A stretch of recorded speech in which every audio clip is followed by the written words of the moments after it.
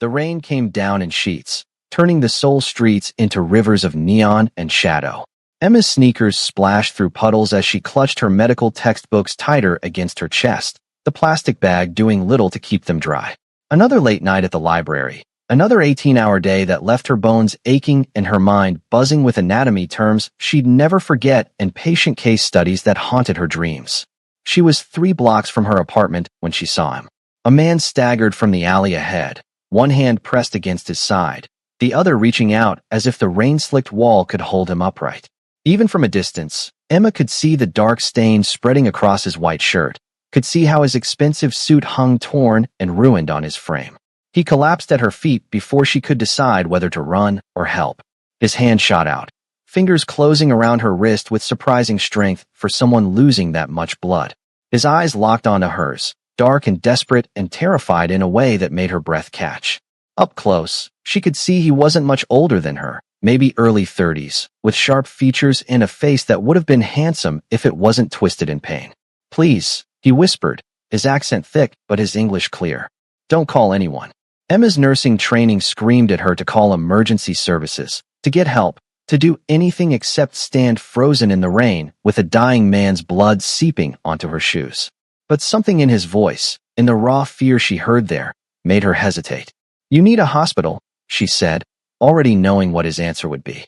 "No hospital. No police. Please." His grip on her wrist tightened. "They'll kill me if you do." And that's when Emma made the choice that would unravel her entire life. Welcome back to the channel, everyone. If you're new here, hit that subscribe button right now because you're about to witness a story that'll have you questioning everything you thought you knew about love, loyalty, and the thin line between salvation and destruction. Trust me, you won't want to miss a single second of what's coming. Now, where was I? Oh yes, the moment Emma decided to become either a hero or a fool.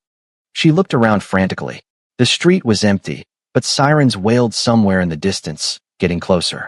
The man's eyes were starting to glaze over, his breathing shallow. Emma had maybe minutes to decide, and her body was already moving before her brain caught up.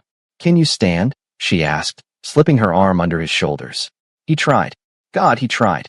But his legs buckled, and Emma found herself supporting most of his weight as she half-dragged, half-carried him toward her building. He was heavier than he looked, solid muscle beneath that ruined designer suit, and she could feel the wet heat of his blood soaking through her jacket. The apartment building's lobby was mercifully empty. Emma's arms screamed as she wrestled him into the elevator, propping him against the wall as she jabbed the button for the 4th floor. He was fading fast, his head lolling forward, and she found herself talking to him, anything to keep him conscious. "Stay with me. Come on, stay awake. What's your name?" His lips moved, but no sound came out. The elevator dinged, and Emma was moving again, fumbling for her keys with one hand while supporting him with the other. Her hands shook so badly it took 3 tries to get the door open. The apartment was small, cramped, shared between 3 medical students who could barely afford the rent. Emma's roommate Keisha was sprawled on the couch with her laptop, probably cramming for tomorrow's exam. She looked up as Emma stumbled through the door, and the laptop clattered to the floor. "Oh my God, Emma, what did you do? Help me get him to my room." Emma gasped, her muscles burning. "Are you insane? Is that blood? Emma, who is this?" But Emma was already moving, kicking her bedroom door open and lowering the man onto her bed. His eyes had closed completely now, his breathing ragged and wet. She stripped off his jacket, her hands working automatically, falling into the clinical detachment she'd learned in her first year. Assess the wound. Stop the bleeding. Stabilize the patient. Keisha appeared in the doorway with Yuki, their 3rd roommate, both staring with identical expressions of horror. "Emma," Yuki said slowly, her voice strange. "Do you know who that is?" "A man who needs help," Emma replied, not looking up as she cut away his shirt. The wound was bad, a deep gash along his ribs that needed stitches immediately. "Give me the first aid kit. The big one, under the sink." "Emma." Yuki's voice was sharp now. "Look at his hand." Emma glanced down. On his left hand, barely visible beneath the blood, was a ring. Platinum, with an intricate design she didn't recognize. And on his wrist, peeking out from beneath his torn sleeve, was a watch that probably cost more than her entire year's tuition. "So he's rich," Emma said, pressing gauze against the wound. "That doesn't change the fact that he's bleeding out on my bed." "That's not just any ring," Keisha said quietly. She'd moved closer, her face pale. My ex-boyfriend had friends who, look, Emma, I've seen that symbol before. That's not just money. That's power. Dangerous power. Here's where it gets crazy. Yuki grabbed Emma's arm, spinning her around. She's right. I've seen men with that ring. They don't go to hospitals because hospitals ask questions they can't answer. Emma, you need to throw him back outside before someone comes looking for him. He'll die. Better him than us. Emma looked down at the unconscious man on her bed, at his pale face and the blood that wouldn't stop flowing. She thought about the fear in his eyes, the desperation in his voice when he'd begged her not to call anyone. She thought about the oath she'd taken when she started medical school, the promise to do no harm, to help those who needed it. If he dies, Emma said quietly, it won't be on the street like some animal. Now either help me or get out. They helped. Reluctantly, fearfully, but they helped. Emma stitched the wound with hands steadier than she felt, cleaning and dressing it with the supplies she'd borrowed from the hospital. The man, whoever he was, didn't wake, didn't even flinch as the needle pierced his skin. By the time she finished, dawn was breaking outside her window. Emma was covered in his blood, her hands cramping from hours of work. She checked his pulse, placed her hand on his forehead. Burning hot. Fever was setting in. She couldn't leave him alone. Not yet. So Emma did something that would haunt her for weeks after. She pulled a chair up next to her bed, gently lifted his head, and rested it on her lap. This way, she could monitor his breathing, check his temperature, make sure he didn't aspirate if he vomited. It was purely medical, purely practical. That's what she told herself, anyway. But as the morning light filtered through her curtains, as she felt the weight of his head on her thighs, and watched his chest rise and fall with each labored breath, Emma wondered what she'd really brought into her home. He murmured in his sleep, words she couldn't understand. Korean, she thought, mixed with names that sounded like commands. Kyungnim, he whispered. Myanhe.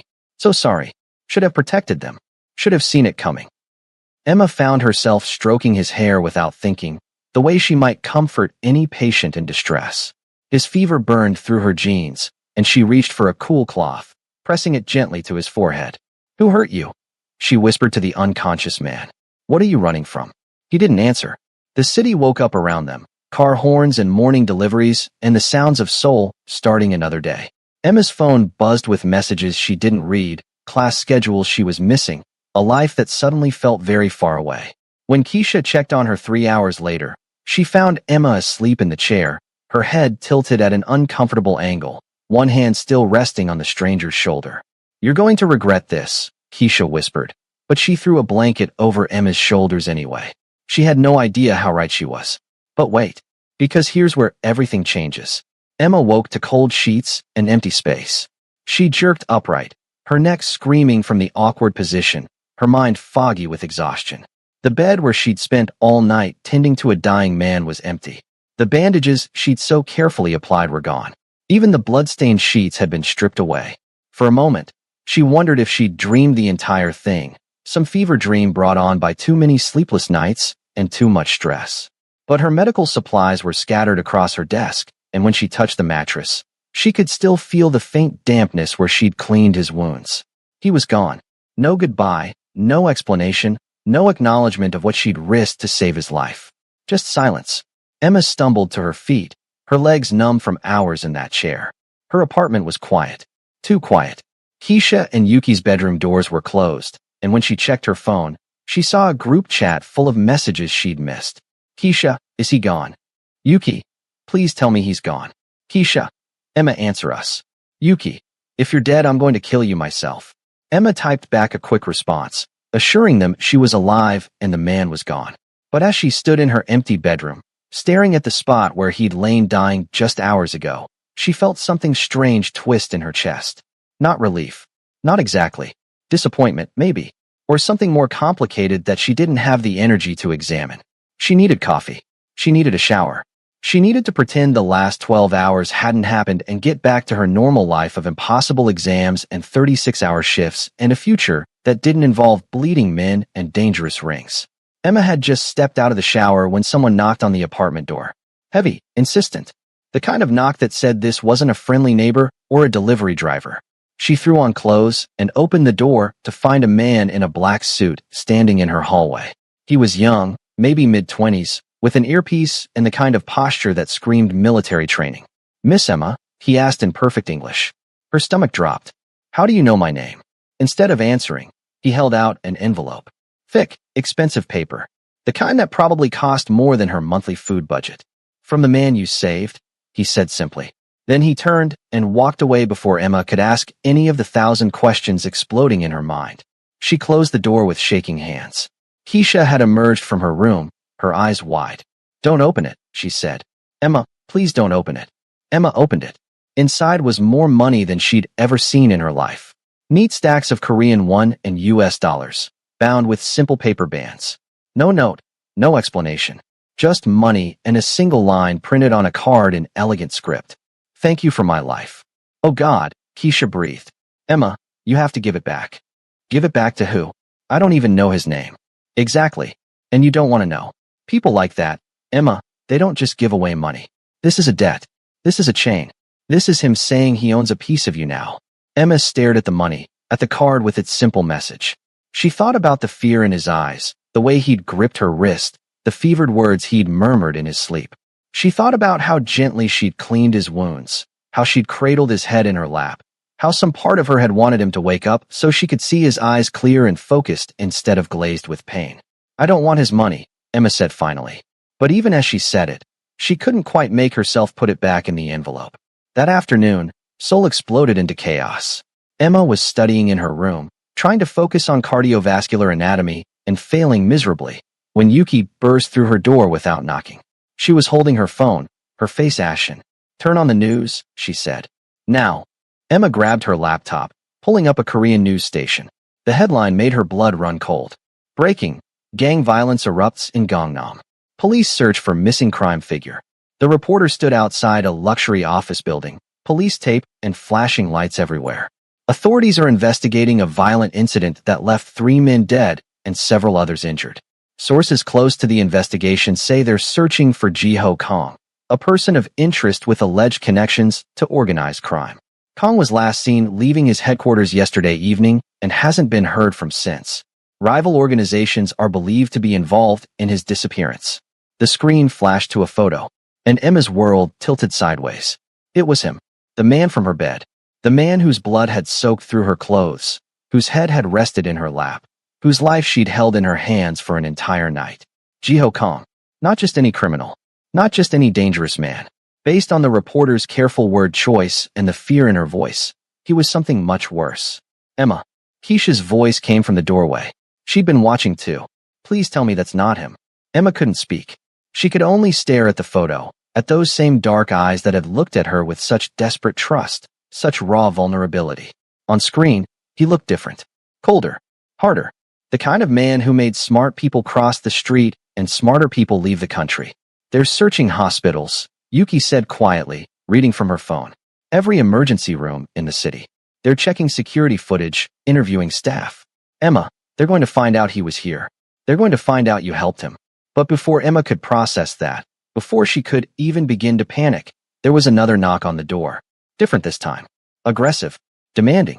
The 3 women looked at each other, and Emma saw her own fear reflected back at her. Police. Keisha whispered. Emma moved to the door, her heart pounding so hard she could feel it in her throat. She checked the peephole, and her breath caught. Not police. Worse than police. For men in dark suits, their faces hard, their eyes scanning the hallway like predators checking for threats. One of them made eye contact with the peephole, and Emma jerked back as if burned. They knocked again. Not a request. A warning. Emma opened the door. Yes. The lead man smiled, but it didn't reach his eyes. We're looking for someone. A man. Injured. Have you seen anyone unusual in this building? No. Emma said, and was surprised by how steady her voice was. I've been studying for exams.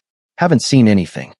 The man's eyes swept past her, taking in the small apartment, the medical textbooks scattered on the couch, the 3 women trying very hard to look normal. His gaze lingered on Emma's bedroom door. You're a medical student, he said. Not a question. Yes. Interesting. And you wouldn't know anything about treating someone privately? Without going through proper channels. Emma felt Keisha tense behind her, felt Yuki's fear like a physical weight in the room. I wouldn't know how to do that even if I wanted to, Emma said carefully. I'm barely qualified to take blood pressure. Anything serious requires a hospital. The man studied her for a long moment, and Emma had the unsettling feeling he could see right through her. Then he smiled again, that same cold expression that made her skin crawl. Of course. Well, if you see anything unusual, here's my card. There's a substantial reward for information. He pressed a business card into her hand and left, his men following like shadows. Emma closed the door and sagged against it, her legs shaking so badly she could barely stand. They know, Keisha said flatly. Emma, they know something. This is bad. This is so bad. We need to go to the police. We need to tell them what happened before this gets worse. And tell them what? Emma shot back. That I illegally treated a crime lord in our apartment? That I have his money hidden in my room? That I helped him escape? We'd be accessories, Keisha. We'd go to prison. Better prison than dead. Nobody's dying. Yuki interrupted, but her voice shook. Emma, what are you going to do? Because those men aren't going to stop looking. And whoever is after Jiho, they're not going to stop either. You saved him, which means you're involved now whether you want to be or not. Emma slid down to the floor, her head in her hands. She thought about the Hippocratic Oath, about doing no harm. But harm was already done. The moment she'd dragged Jiho into her building, the moment she'd chosen his life over her safety, she'd stepped into a world she couldn't begin to understand. I need to think, she whispered. I just need to think. But thinking wouldn't save her. Nothing would save her now except hope that Jiho Kong had enough honor to keep her name out of whatever war he was fighting. And based on everything she'd just learned, honor might be the one thing men like him didn't have. The next 3 weeks were the longest of Emma's life. She went to classes, took her exams, did her hospital rotations like nothing had changed. But everything had changed. She saw danger in every shadow, threat in every unexpected knock. The money Jiho had left was still hidden in her room, untouched, a physical reminder of a debt she didn't understand and couldn't repay. The news coverage slowly died down. Jiho Kong had apparently vanished completely, and speculation ranged from him being dead to him, having fled the country, to him planning some kind of massive retaliation. Emma tried not to care, tried not to search his name on her phone late at night, tried not to wonder if he was safe or if he thought about the woman who'd saved him. She was almost starting to believe life might return to normal when she saw him again. Emma had just finished a brutal 12-hour shift at the hospital, her scrubs stained with coffee and exhaustion, her mind numb from too many patients and too little sleep. It was nearly midnight as she walked to the bus stop, her feet aching, her eyes barely staying open. A car pulled up beside her. Expensive, black, with tinted windows that screamed money and danger. The back door opened. Get in, a voice said. His voice. Jiho's voice. Emma froze. Every instinct screamed at her to run, to scream, to do anything except get in that car. But her feet moved anyway, carrying her forward as if pulled by invisible strings. He sat in the back seat, and for a moment Emma could only stare. He looked different than she remembered. Healthy for one thing. The wound she'd stitched had healed into a thin scar barely visible beneath his open collar. He wore a perfectly tailored suit, his hair styled back, his expression calm and controlled. Nothing like the desperate, dying man who'd collapsed at her feet. You shouldn't be here, Emma said, surprised by the anger in her voice. You shouldn't come near me. Do you have any idea what you've done to my life? I know, Jiho said quietly. And I'm sorry, but I needed to see you. To thank you properly. You thank me with money I can't use and men at my door asking questions I can't answer. Do you know they're still watching my building? Do you know I can't go anywhere without wondering if someone's going to drag me into an alley and demand to know where you are? Something flickered across Jiho's face. Guilt, maybe. Or regret. I've made sure you're protected. The men watching your building are mine. No one will hurt you. That's not protecting me. That's suffocating me. I want my life back, Jiho. I want to forget that night ever happened. I can't give you that. He leaned forward, and Emma saw those same dark eyes that had gripped her wrist, that had begged her not to call anyone. But I can give you the truth. You deserve that much. And despite everything, despite her fear and her anger and her desperate need to walk away, Emma found herself listening. Because she'd spent 3 weeks wondering who Jiho Kong really was, and now he was offering to tell her. My brother betrayed me, Jiho said simply. I won't burden you with the details, but someone I trusted tried to have me killed. I survived. Barely. And then I stumbled onto a street where a woman with kind eyes didn't ask questions, didn't demand explanations. She just helped. I'm a medical student. It's what I'm trained to do. No. Jiho's voice was firm. You could have called the police. You could have left me in that alley. You could have listened to your roommates and thrown me out. But you didn't. You held my head in your lap for hours. You talked to me even when you thought I couldn't hear. You cared whether I lived or died, and you didn't even know my name. Emma felt her throat tighten. What do you want from me, Jiho? Nothing, he said softly. I want nothing from you except the chance to protect you from the consequences of saving my life. The men who tried to kill me don't know about you yet, but they're thorough, and eventually they'll piece together where I went that night. When they do, I need to make sure you're somewhere safe. I'm not leaving my life because of you. I'm not asking you to. I'm asking you to let me watch over you. From a distance.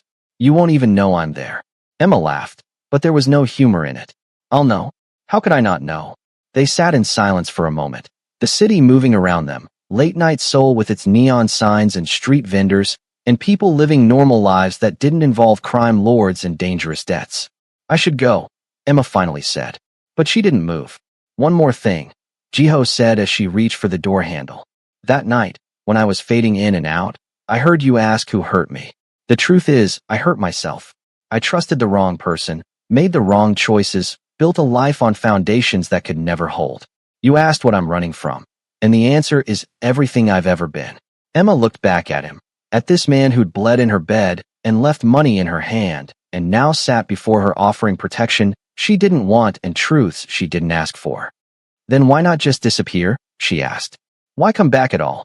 Jiho's expression softened, and for just a moment Emma saw the vulnerable man from that night, the one who'd gripped her wrist with desperate strength. Because disappearing would mean never seeing you again, he said. And I'm selfish enough to want more than one night burned into my memory. Emma left the car without responding, but his words followed her all the way home. That night, she lay in bed where Jiho had once been dying, and she wondered what it meant that some part of her was glad he'd come back, no matter how much danger that brought with it. Over the next 2 months, Jiho kept his promise. Emma didn't see him, but she felt his presence everywhere. The men watching her building became a familiar sight. Her route to the hospital was always clear, always safe. Once, when a drunk man tried to follow her home, he was gently redirected by someone she never saw. It should have been comforting. Instead, it felt like a cage made of protection. But slowly, carefully, Jiho started appearing in her life. Not dramatically, not dangerously, just there. He'd be waiting outside the hospital after her night shifts, leaning against his car with 2 cups of coffee. He never asked to drive her home, just handed her the cup and walked beside her to the bus stop, making small talk about nothing in particular. He showed up at her favorite study cafe, sitting 2 tables away, working on his laptop like any other businessman. They never spoke, but Emma found herself looking up more than she should, catching his eye, seeing a small smile that made her stomach flip in ways she refused to examine. Once, when Emma was struggling with a particularly difficult case study, her phone buzzed with a text from an unknown number. It was a link to a medical journal article that answered her exact question, followed by, "Thought this might help. JH." Keisha and Yuki watched this slow invasion with increasing alarm. "He's courting you," Yuki said one evening, her voice flat. "Emma, he's literally courting you like some kind of dangerous suitor from a drama. Except this isn't a drama. This is real life, and he's a real criminal, and you need to stop this before it goes any further." "I'm not doing anything," Emma protested. "Exactly. That's the problem. You're not running. You're not telling him to leave you alone. You're letting him in, piece by piece, and you don't even see it happening." But Emma did see it. She saw it every time her heart jumped when she spotted him waiting outside the hospital. She saw it every time she caught herself looking for his car, wondering if he'd be there. She saw it in the way she'd started dressing a little nicer on days she knew she'd have a late shift, in the way she'd memorized the exact shade of his eyes, in the way his coffee was always prepared exactly how she liked it, even though she'd never told him. She saw it, and she was terrified of what it meant. It all came to a head on a Tuesday night in November. Emma was walking home from the library, later than usual, when she noticed the men following her. Not Jiho's men. She'd learned to recognize his people by their professional distance, the way they watched without threatening. These men were different. Closer. More aggressive. She quickened her pace. They matched it. Her phone was in her hand, thumb hovering over Jiho's number before she consciously decided to call him. He answered on the first ring. "Where are you?" His voice was sharp, instantly alert. "3 blocks from my building. There are men following me. Not yours." A string of Korean curses, harsh and worried. "Get somewhere public. Now. Stay on the line with me." But before Emma could move, one of the men stepped into her path. Tall, scarred, with eyes that made her blood run cold. Emma, right? He said in English with a thick accent. You're coming with us. Quietly. The phone in her hand went silent, but Emma knew Ji-ho was still there, still listening. She took a breath, forced her voice steady. I don't know who you are or what you want, but I'm not going anywhere. The man smiled. You saved his life. That makes you valuable. That makes you leverage. Now walk, or we make this difficult. Emma's mind raced. She was 3 blocks from home, on a relatively busy street, with people passing by who might help if she screamed. But these men were professionals, and she had no illusions about who would win that fight. Then car tires screamed behind her, and suddenly Ji-ho was there, moving between Emma and the men with lethal grace. He wasn't alone. 4 of his people materialized from nowhere, creating a barrier of bodies and implied violence. Touch her, Ji-ho said quietly, and I'll burn your entire organization to the ground. The scarred man laughed, but there was no humor in it. Your brother sends his regards. Says to tell you that everything you care about is fair game now. Starting with her. Emma saw Ji-ho's hands clench into fists, saw the muscle in his jaw jump. But his voice stayed calm, deadly calm. Tell Hyung-seo that if he wants war, he'll have it. But leave her out of this. Too late for that, brother. You made her part of it the night she saved you. Then they were gone, melting back into the Seoul streets like ghosts. Ji-ho turned to Emma, and she saw something in his face she'd never seen before. Pure, undiluted fear. Get in the car, he said. Not a request. A plea. This time, Emma didn't argue. They drove in silence to a building Emma had never seen before. Upscale, secure, the kind of place where every resident had secrets and enough money to keep them buried. Ji-ho led her to a penthouse suite that was all glass and steel and carefully curated emptiness. You'll stay here tonight, he said. Tomorrow, I'm moving you somewhere safer. Somewhere my brother can't find you. I'm not leaving my life, Ji-ho. I have exams, I have rotations, I have. You have a target on your back. Ji-ho's control finally cracked, and Emma saw the desperation underneath. Do you understand what just happened? My brother knows about you. He knows you saved me, and he's going to use that. Use you. To hurt me, to draw me out, to win this war he started. And I can't, Emma, I can't let that happen. Why? The question burst out before Emma could stop it. Why do you even care? You don't know me. I don't know you. We spent one night together where you were unconscious for most of it. Why does this matter so much? Ji-ho looked at her, really looked at her, and Emma saw something raw and honest in his eyes. Because you held my head in your lap and told me I'd be okay, he said softly. Because you risked everything for a stranger bleeding in the rain. Because when I opened my eyes that morning and saw you asleep in a chair beside my bed, your hand still on my shoulder like you couldn't bear to stop touching me, I realized I'd spent my entire life surrounded by people who would kill for me, but never stay awake to make sure I kept breathing. Emma's breath caught. She'd thought he'd been unconscious that whole night, hadn't realized he'd seen her, remembered her. You're the first real thing I've touched in 10 years, Ji-ho continued. The first person who looked at me and saw someone worth saving instead of someone worth using. And I know I have no right to feel this way. I know I should push you away for your own safety, but Emma, I can't. I'm too selfish and you're too good. And somewhere between you stitching my wounds and me trying to protect you from my world, I fell in love with you.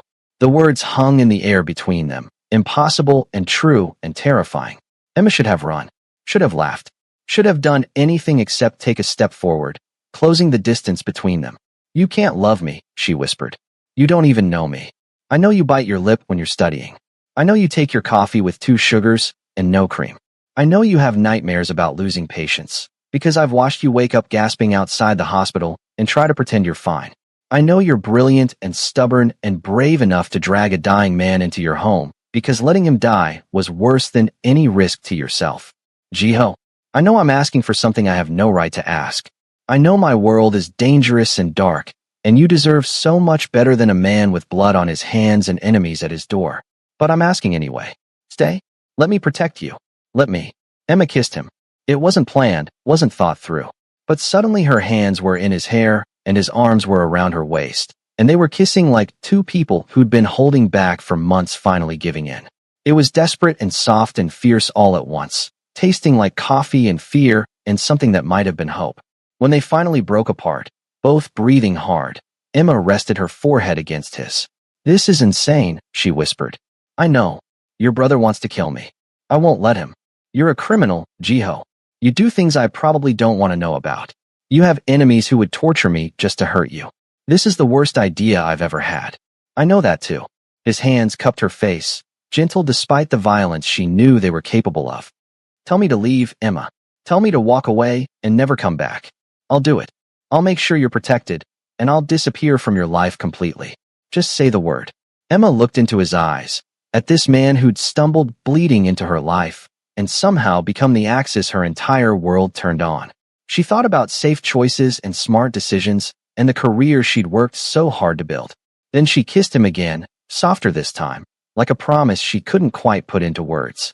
I'm probably going to regret this, she murmured against his lips. Probably, Jiho agreed. But neither of them pulled away.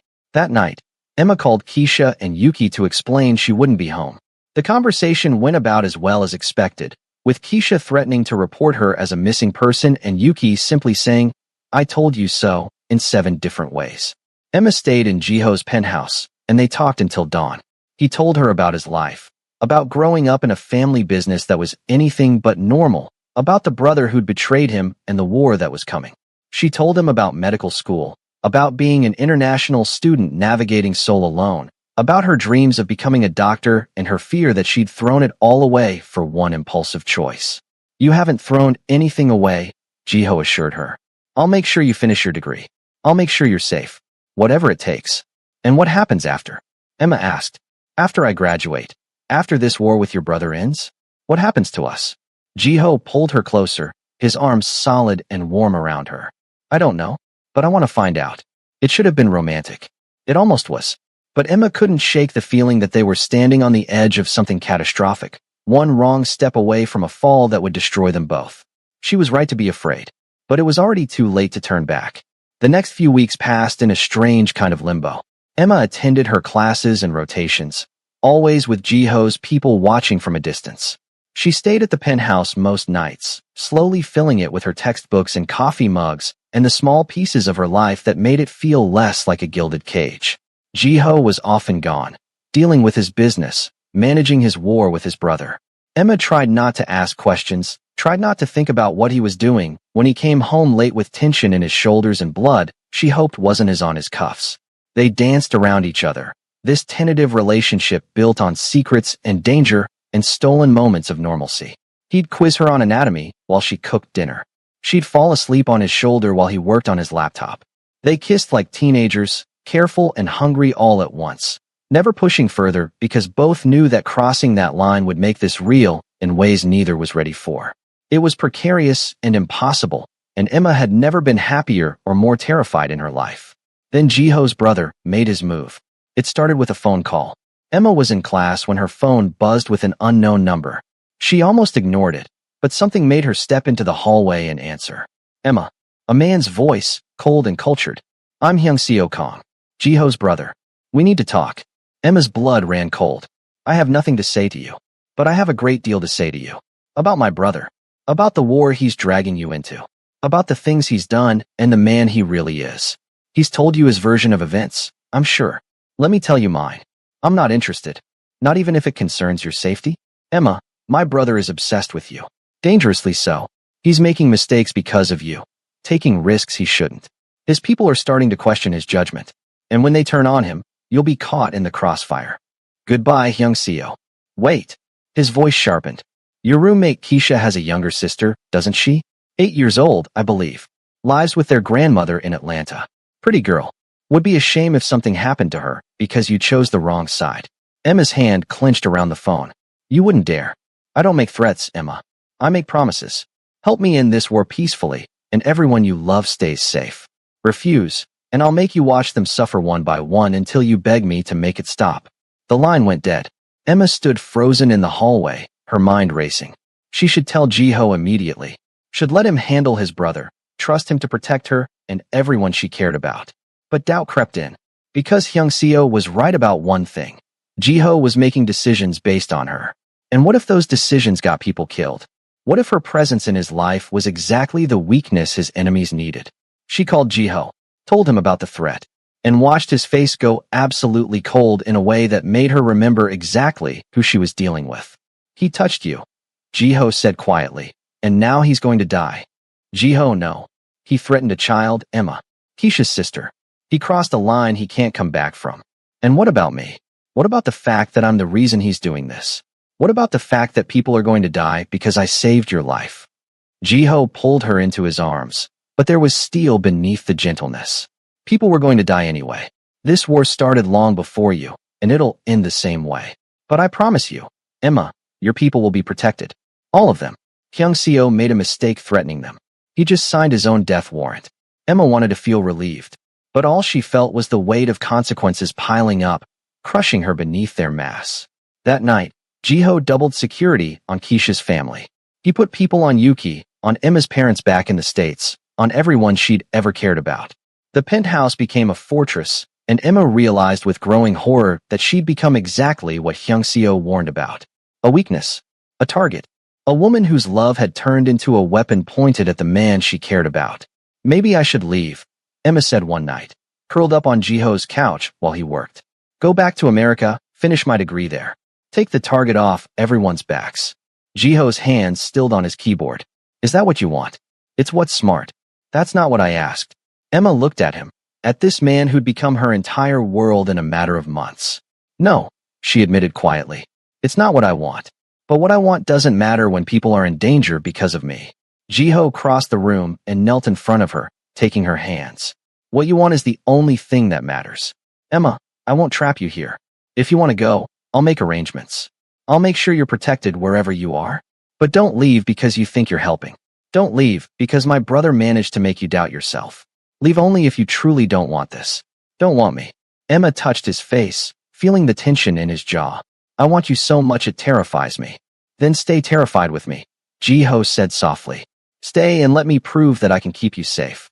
That loving you isn't the weakness Hyung-seo thinks it is, but the thing that makes me stronger than I've ever been. Emma kissed him, and this time when they moved to the bedroom, she didn't stop him. They came together desperate and gentle, learning each other in the darkness, finding comfort in shared breath and tangled limbs, and whispered promises neither was sure they could keep. After, lying in Jiho's arms, Emma felt the last of her defenses crumble. She was in this now, completely and irrevocably. For better or worse, her life was tied to his. She just hoped they both survived long enough to see where it led. The attack came 3 days later. Emma was walking to her apartment, still needing to grab some things despite Jiho's protests. She had 2 of his people with her, trained bodyguards who'd been nothing but professional. She felt safe. Protected. She should have known better. It happened fast. A van, men in masks, the sharp crack of gunfire. Emma screamed as her bodyguards went down, as rough hands grabbed her arms, as something sharp pressed against her neck. Don't fight, a voice hissed in her ear, or the next bullet goes in your friend. Emma's eyes focused through her panic, and her heart stopped. They had Keisha. Her roommate was bound and gagged in the van, eyes wide with terror, blood running down her temple. Get in, the man ordered. Now. Emma got in. The van doors slammed shut, plunging them into darkness punctuated only by the glow of a phone screen. Emma's hands were zip-tied behind her back, and she was shoved next to Keisha, who was sobbing through her gag. It's okay, Emma whispered, knowing it wasn't. It's going to be okay. The van drove for what felt like hours, but was probably only minutes. When it finally stopped, Emma and Keisha were dragged out into what looked like an abandoned warehouse. Classic, Emma thought hysterically. Villains really do love their abandoned warehouses. Hyung-seo was waiting. He looked like Jiho might if Jiho was hollowed out and filled with something cruel. Same sharp features, same dark eyes, but where Jiho's eyes held warmth beneath the danger, Hyung-seo's were ice. Emma, he said pleasantly. Thank you for coming. I know my invitation was rather forceful, but desperate times call for desperate measures. Let Keisha go, Emma said, fighting to keep her voice steady. She has nothing to do with this. Oh, but she does. You see, I needed leverage. Real leverage. My brother cares about you, certainly, but he's proven remarkably difficult to manipulate through emotional appeals. So I thought, why not add some additional motivation? Make him choose between saving you or watching your friend die. Force him to prioritize. Show him that loving you comes with costs he's not willing to pay. Emma's mind raced. Jiho would come. She knew that with absolute certainty. But would he come alone? Would he bring his people? Would this warehouse become a battlefield with her and Keisha caught in the crossfire? He'll kill you for this, Emma said. Hyung-seo smiled. He'll try. That's rather the point. You see, Emma, my brother has become soft. Weak. Ever since that night you saved his life, he's been making decisions with his heart instead of his head. It's made him vulnerable. And in our world, vulnerability is death. He crouched in front of Emma, his face inches from hers. I'm going to give you a choice. When Jiho arrives, you're going to tell him you're leaving, that you don't love him, that this was all a mistake. You're going to break his heart so completely that he lets you walk away. And if you do that, I'll let you and your friend live. And if I don't, then I'll kill your friend in front of you. Slowly. And I'll make sure my brother knows that her blood is on his hands for daring to love someone in a world where love is a liability. Emma looked at Keisha, saw the fear in her eyes, saw her shaking her head frantically, as if to say don't do it, don't give in. But what choice did Emma have? She was a medical student, not a fighter. She couldn't save them both. She could barely save herself. I'll do it, Emma whispered. Excellent. Hyung-seo stood, checking his watch. Jiho should be here any moment. He's quite predictable when you're involved. My men called him 20 minutes ago with your location. I imagine he's breaking every traffic law in Seoul right now, racing to save his beloved. It would be romantic if it wasn't so pathetic. The warehouse doors burst open 15 minutes later. Jiho strode in alone, his hands raised to show he was unarmed. But Emma could see the tension in his body, the barely controlled fury in his eyes. Let them go, Hyung-seo, he said, his voice deadly calm. This is between us. Is it though? Hyung-seo gestured to Emma and Keisha. Seems to me you've made it about them. About her. Tell me, little brother, would you be here right now if it was anyone else? Would you have come alone, unarmed, walking into an obvious trap, if the woman you loved wasn't being used as bait? Jiho's eyes met Emma's, and she saw everything in that look. Love and regret and desperate hope. Emma, he said softly, I'm going to get you out of this. I promise. And that's when Emma realized what she had to do. What she'd promised Hyung-seo she'd do. Break Jiho's heart to save Keisha's life. Don't, Emma said, forcing her voice cold. Don't make promises you can't keep, Jiho. I'm done. With all of this. With you. I should never have saved you that night. Should never have let you into my life. You're exactly what everyone warned me about. A dangerous man from a dangerous world, and I don't want any part of it. She watched something crack in Jiho's expression, watched pain flash across his features before he schooled them into blankness. Emma. I mean it. This was a mistake. All of it. I don't love you. I never did. I was just caught up in the drama, in feeling like I mattered to someone important. But I see clearly now. You've ruined my life, Jiho. Let me go so I can start putting it back together. The words were ash in her mouth, each one a betrayal. But Keisha was still alive, still breathing, and that was all that mattered. Jiho looked at her for a long moment, and Emma forced herself to hold his gaze, to show no emotion, to be as cold as his brother. If that's what you want, Jiho said finally, and Emma heard the devastation he was trying to hide. It is. Then you're free to go. He looked at Hyung-seo. Both of them. That was the deal. Hyung-seo smiled. The deal was that she breaks your heart. And she did, quite effectively. Very well. Take them both and leave, little brother. This war is over. You've lost. Jiho's people materialized from the shadows, cutting Emma and Keisha's bonds, ushering them toward the door. Emma forced herself to walk past Jiho without looking back, forced herself to ignore the man who'd held her in the darkness and promised her safety. She made it to the car before she broke, collapsing into the back seat as sobs tore through her chest. Keisha held her, both women shaking with relief and trauma and the knowledge that nothing would ever be the same. They were driven back to the apartment, where Yuki waited with police and paramedics. Emma answered questions mechanically, letting them tend to her injuries, signing statements that would probably never result in arrests. Men like Hyung-seo didn't face consequences. They made other people face them instead. Jiho didn't call, didn't text. The silence was worse than anything Hyung-seo had threatened. 2 days later, Emma returned to the penthouse to collect her things. Jiho wasn't there, and she was grateful. She didn't know if she had the strength to see him again, to explain that she'd lied, that every word she'd said in that warehouse was performance and desperation. She was packing her textbooks when she heard the door open behind her. You're a terrible liar, Jiho said quietly. Emma spun around. He stood in the doorway, looking exhausted, with dark circles under his eyes and a heaviness to his shoulders she'd never seen before. Jiho, I know what Hyung-seo threatened. I know what he promised if you broke my heart. Emma, I know you lied. Tears streamed down Emma's face. Then why did you let me leave? Why didn't you say something? Because you needed to choose, Ji-ho said, crossing the room to stand in front of her. You needed to decide if us, was worth fighting for. And I needed to know if you'd come back. If you'd choose me knowing exactly what that choice means. I do choose you, Emma whispered. God help me. I choose you. Even though it's insane and dangerous and will probably destroy everything I've worked for. I choose you. Ji-ho cupped her face, wiping away her tears with his thumbs. Then you should know something. Hyung-seo is dead. After you left the warehouse, I made sure he'd never threaten you or anyone you love ever again. This war is over, Emma. We won. At what cost? At whatever cost was necessary to keep you safe. He kissed her forehead, her cheeks, her lips. I love you. I've loved you since the night you held my head in your lap and refused to let me die alone. And I will spend the rest of my life proving that your choice to save me, to choose me, was the right one. Emma kissed him back, tasting salt and promise and the future they'd both been too afraid to reach for.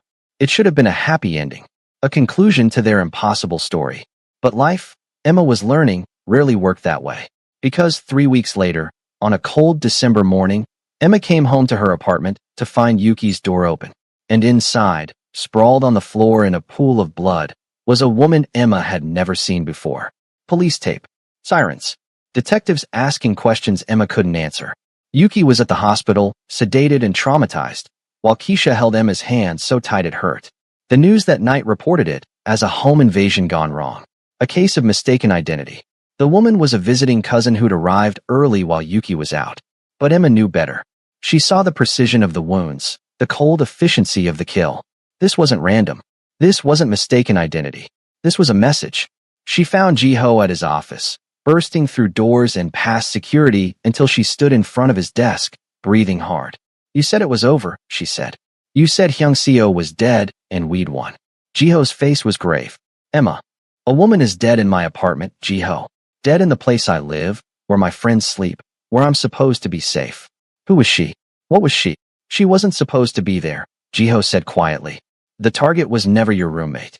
Emma, I need you to listen carefully. That woman was one of Hyung-seo's people. She'd been undercover, watching your building, reporting back. When Hyung-seo died, his second-in-command decided to finish what he started. She went to your apartment to kill you. But she found someone else there instead. Emma's legs gave out. Ji-ho caught her, lowering them both to the floor as the truth crashed over her. The woman who died, Emma whispered. She was there for me. She was going to kill me, and Yuki's cousin walked in instead. Yes. So this isn't over. Your war isn't over. And I'm still in danger. Ji-ho held her tighter. I have people hunting Hyung-seo's second-in-command right now. He'll be dead before the week is out. Emma, I will end this. I will make sure you're safe. I promise. You can't promise that. Emma pulled back to look at him. You can't promise I'll be safe, just like I couldn't promise to save you that night in the rain. The world doesn't work that way, Ji-ho. People die. Innocent people. And sometimes loving someone means accepting that you can't always protect them. Then what do? Emma stood, her mind clear for the first time in weeks. We survive. Together. We don't make promises we can't keep. We don't lie about the danger. We just wake up every morning and choose each other again, knowing it might be the choice that destroys us. Ji-ho rose with her, taking her hands. I can live with that. If you can. I don't know if I can, Emma admitted. But I'm willing to find out. They stood in his office, two people from different worlds who'd collided in blood and rain and desperation, who'd built something fragile and fierce on a foundation that should have crumbled but somehow held.